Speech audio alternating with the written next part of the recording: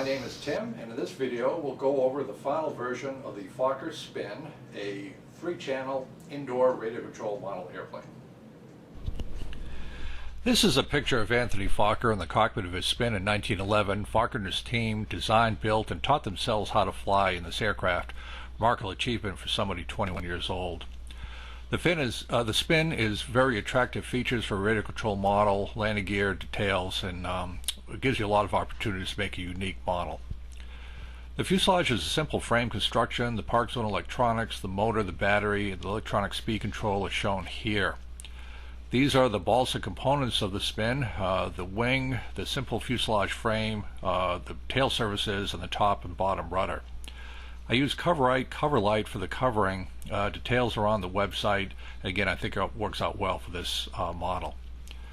This is a picture of the prototype Spin front view. You can see I mounted the electronics on top just for ease of installation, the battery, and a simplified landing gear for test flights. This is the final version of the Spin. Again, painting, dummy engine, a more realistic landing gear, and just a thread simulating the flying wires. A tail view of the final Spin. You can see the top section of the rudder and the fuselage mounted support struts for the thread cabling. The Spin has a 28-inch wingspan and is good size for indoor flight and can be flown outside under calm wind conditions.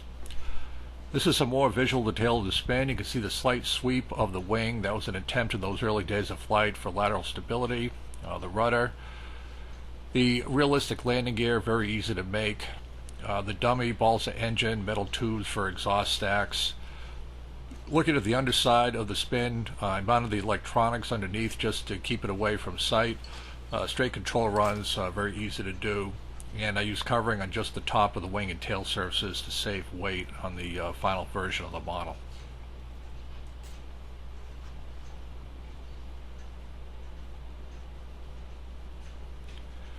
This is a view of the front of the Spin. You can see the balsa fuel tank for the fuselage strut, as well as details of the dummy engine.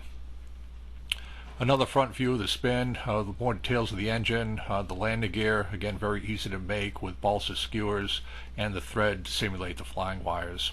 A view of the underside with the electronics mounted underneath and that rectangle Velcro to hold the battery in place. Side view of the finished Spin, you can see the two support struts on the fuselage in front of the tail and by the nose, and the thread flying wires, very easy to install for good visual effect. This is the prototype of the Spin. The battery is just connected to the connector. Once the light lights up, everything's synced up. Velcro holds the battery in place. Straight control runs to the control surfaces and plenty of authority for the elevator and rudder. This is a view of the linear servos, again just a remarkable ParkZone unit, ideal for this type of model. On the finished final version of the Spin, the electronics are mounted underneath, Velcro holds the battery in place, and as always do a control surface check for the elevator and rudder, and we're all set for takeoff.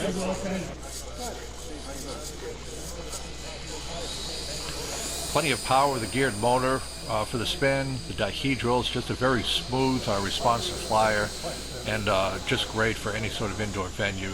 Very easy to land, as you can see here.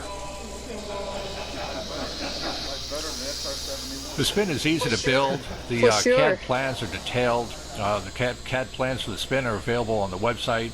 I urge you to give it a try. It's certainly a one-of-a-kind model for indoor flight. I think you'll be very satisfied with the final results.